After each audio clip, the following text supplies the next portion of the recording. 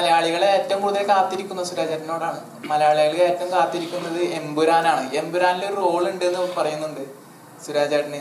അതെല്ലാം മാർച്ച് 27 അറിയാം. ഞാനതിൽ ഒരു ക്യാരക്ടർ ചെയ്തിട്ടുണ്ട്.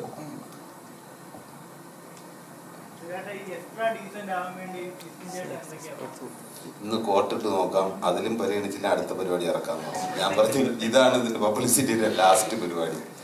അപ്പൊ പറഞ്ഞു ഓക്കെ, ഉള്ളത് മതി, എല്ലാവരും പെട്ടെന്ന് തന്നെ വരും. അതൊക്കെ നല്ല ഐഡിയ ആയിട്ട് തോന്നി. നല്ല സാരിയൊക്കെ കൊടുത്ത് ഗംഭീരാക്കി വന്ന ലിസ്റ്റിൽ ചെന്ന് ഒരു പ്രൊഡ്യൂസർ ചെന്നിട്ട് ഇല്ലേ ചെയ്തല്ലെന്ന് പറഞ്ഞിട്ട് തട്ടിക്കൂട്ടി ഇവിടെ ഇരുന്ന കോട്ട് ഇപ്പോഴും അവരിങ്ങനെ ഇങ്ങനെ ചൊറിയുന്നുണ്ട്. ലിസ്റ്റ് വെറുതെ ഇത് എടുത്തോണ്ട് തന്നിട്ട് എന്റെ പറഞ്ഞ അറബിക്കതയുടെ കോട്ടാണെന്ന് ചോദിച്ചു. ഡയറക്ടറിന്റെ അടുത്താണ് സിനിമ 20 ഇറങ്ങിയാണ്. താങ്കളുടെ പ്രതീക്ഷ വലുതാണ്. ഈ നേരത്തെ നമ്മൾ ഇന്റർവ്യൂ ചോദിച്ചത് എങ്ങനെയാണ് സുരാജിലേക്ക് കഥ എത്തിയും സുരാജിൽ നിന്നും എങ്ങനെയാണ് ലിസ്റ്റിലേക്ക് എത്തിയെന്ന് പറഞ്ഞു. അമിത പ്രതീക്ഷയോട് കൂടിയാണ് നമ്മുടെ സിനിമ, നമ്മുടെ സിനിമയാണ്. നമുക്ക് ഒത്തിരി പ്രതീക്ഷ ഉണ്ടല്ലോ ഈ സബ്ജക്റ്റിൽ. ഇപ്പൊ നിങ്ങൾ രണ്ടുപേരും കൂടി ചേർന്നാണ് എന്നോട് എനിക്ക് തോന്നുന്നത് തമാശയ്ക്ക് പറയാൻ നിങ്ങളൊരു ജീവിതമെന്ന് പറഞ്ഞു. അതിലെന്തെങ്കിലും യാഥാർത്ഥ്യമുണ്ട്?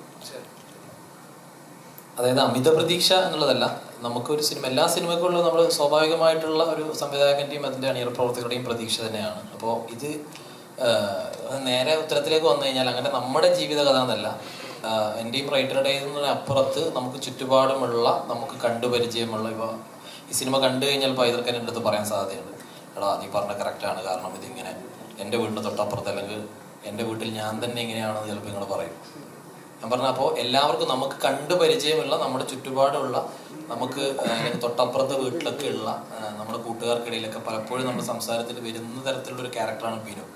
ആ ബിനുവിൻ്റെ കുടുംബം എങ്ങനെ, അപ്പോൾ ആ കുടുംബം എങ്ങനെയാണ് ബിനുവിനെ കൈകാര്യം ചെയ്യുന്നത്, ബിനു എങ്ങനെയാണ് അവരെ കൈകാര്യം ചെയ്യുന്നത്, എന്താണ് അതിനകത്തുള്ള, അതിനൊക്കെ നർമ്മത്തിൽ ചാലിച്ചിട്ടുള്ള രീതിയിലാണ് നമ്മൾ.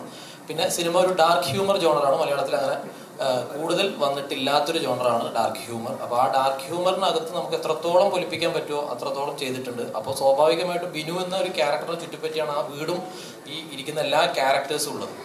അപ്പോൾ ഈ കൊടുക്കൽ വാങ്ങലുകൾ, ഇപ്പം ശ്യാമിൻ്റെ ക്യാരക്ടർ ആണെങ്കിലും വിനീത് തട്ടിലിൻ്റെ ക്യാരക്ടർ ആണെങ്കിലും ഗ്രേസിൻ്റെ ആണെങ്കിലും ചേച്ചിയുടെ ആണെങ്കിലും അല്ലെങ്കിൽ അച്ഛൻ സുധീർ കർമ്മ, ഇവരുടെ എല്ലാവരുടെയും പെർഫോമൻസ് നമുക്ക് സ്വാഭാവികമായിട്ട് എല്ലാവരും നന്നായി ചെയ്തിട്ടുണ്ടല്ലോ എന്ന് തോന്നാനുള്ള പ്രധാന കാരണങ്ങൾ വെച്ചാൽ സുരാജേട്ടൻ്റെ ബിനു എന്നുള്ള ക്യാരക്ടർ അത്രക്കും അൾട്ടിമേറ്റ്ലി ആ രീതിയിലാണ് സുരാജേട്ടൻ അത് കൈകാര്യം ചെയ്തിട്ടുള്ളത്. അപ്പോൾ ആ ക്യാരക്ടറിനോട് ചേർന്ന് നിൽക്കുക, ആ ക്യാരക്ടറിൻ്റെ ഇമോഷൻ വേരിയേഷൻസോടൊപ്പം നിൽക്കുക എന്ന് പറയുന്നത് ബാക്കി എല്ലാ ആർട്ടിസ്റ്റുകൾക്കും ചാലഞ്ചായിരുന്നു. ആ ചാലഞ്ച് അവർ വളരെ വൃത്തിയായി ചെയ്തു. അതെല്ലാവരിൽ നിന്നും അതിൻ്റെ പെർഫോമൻസ് മാക്സിമം എനിക്ക് എടുക്കാൻ പറ്റി. അതുകൊണ്ടാണ് ഇതിൻ്റെ എൻഡ് ഓഫ് ദി ഡേ നമ്മൾ സിനിമ കഴിഞ്ഞ് ഷൂട്ടൊക്കെ കഴിഞ്ഞിട്ട് അങ്കിതിൻ്റെ അടുത്ത് ഈ സ്ക്രിപ്റ്റ് ആദ്യം അങ്കിതിന് കൊടുത്തിരുന്നു. അപ്പോൾ അങ്കിത് വായിച്ചപ്പോൾ പറഞ്ഞു, ബ്രോ അടിപൊളി പരിപാടിയാണ്, ചെയ്തു വരുമ്പോൾ അങ്ങനെയാണല്ലോ മ്യൂസിക് ഡയറക്ടർ പറയാം, ചെയ്തു വരുമ്പോൾ എങ്ങനെയാണെന്ന് നമുക്ക് നോക്കാം. അപ്പോൾ അങ്കിതിൻ്റെ അടുത്ത് ഫസ്റ്റ് കമൻറ്റ് പറഞ്ഞാൽ ഞാൻ വായിച്ചതിനപ്പുറത്തേക്കാണ് ഇതിൻ്റെ റിസൾട്ട് വന്നിട്ടുള്ളത്. അപ്പോൾ അങ്കിതിൻ്റെ മ്യൂസിക് കൂടി ആകുമ്പോൾ അതിന് നമ്മളൊരു ഔട്ട് ഓഫ് ബോക്സ് സ്റ്റോറിയാണ്. അപ്പോൾ അതിൻ്റെ മ്യൂസിക്കൽ ട്രീറ്റ്മെൻറ്റും ഒരു ഔട്ട് ഓഫ് ബോക്സ് ജോണറിലാണ് അങ്കിത് അത് വളരെ ഭംഗിയായിട്ട് ചെയ്തിട്ടുണ്ട്. കാരണം അങ്ങനെ ഓവറോൾ എല്ലാം കൂടി വരുമ്പോൾ ഫൈനൽ മിക്സിങ് പരിപാടികളോട് കഴിയുമ്പോഴാണ് നമുക്കത് എങ്ങനെയാണ് എന്ന് പറയുമ്പോൾ ജസ്റ്റ് പറഞ്ഞ പോലെ ഇപ്പോൾ സെൻസർ ഓഫീസിൽ നിന്നാണ് ഇപ്പോൾ ഞാൻ ഇന്നലെ പോയപ്പോഴും അവരുടെയൊക്കെ റെസ്പോൺസ് വളരെ പോസിറ്റീവായിരുന്നു. അപ്പോൾ നമുക്ക് ചുറ്റുപാടുമുള്ള, നമുക്ക് കണ്ടുപരിചയമുള്ള ബയോപിക് ഓഫ് എ എന്താ പറയുക മില്യൺ പീപ്പിൾ അല്ലെങ്കിൽ മില്യൺ ഹൗസ് ഹോൾഡ് എന്ന് പറയാൻ പറ്റുന്ന ഒരു കഥയാണ് AD. എല്ലാവർക്കും എൻജോയ് ചെയ്യാൻ പറ്റും. കാരണം ഫണ്ണായതുകൊണ്ട് തന്നെ അതിലെല്ലാ സീനുകളിലും സിറ്റുവേഷൻ കോമഡികളും ഉള്ളതുകൊണ്ട് തന്നെ ആ രീതിയിൽ ആസ്വദിക്കാൻ പറ്റുന്നതാണ് വിശ്വാസം.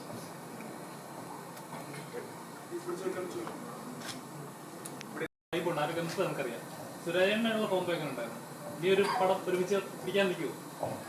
അത് ഞാൻ ക്രിസ്ത്യാനിയാണ്. അപ്പം ഞങ്ങളുടെ ഈ പള്ളിയിൽ കുർബാന തീർന്നു കഴിയുമ്പോൾ ഇങ്ങനെ ഒരു പ്രാർത്ഥനയുണ്ട്, വിശുദ്ധീകരണത്തിൻ്റെ ബലിപീഠമേ സുസ്തി. അപ്പോൾ അതിൻ്റെ അത് ചെന്ന് അവസാനിക്കുന്ന എന്താണെന്ന് വെച്ചാൽ ഇനിയൊരു ബലി അർപ്പിക്കാൻ ഞാൻ വരുമോ ഇല്ലയോ എന്ന് എനിക്ക് അറിഞ്ഞുകൂടാ എന്നാണ്. സോ 20-ാം തീയതി കഴിഞ്ഞ് അത് തീരുമാനിക്കും. ഇനി ഞങ്ങൾ തമ്മിൽ ഒരു സിനിമ ഒരുമിച്ചുണ്ടാവുമോ ഇല്ലയോ എന്ന് ഞങ്ങൾക്ക് അറിഞ്ഞുകൂടാ. രാജേട്ടനായിട്ട് ഇനിയൊരു അസോസിയേഷൻ എപ്പോഴാണ് ലിസ്റ്റിൻ ചേട്ടൻ? ഇപ്പോൾ അടുത്ത വർഷം ഞങ്ങളുടെ 2 സിനിമകളുണ്ട്. ജനഗണമന 2 അത് അതിന്റെ തിരക്കഥ പൂർത്തിയാകുമ്പോഴും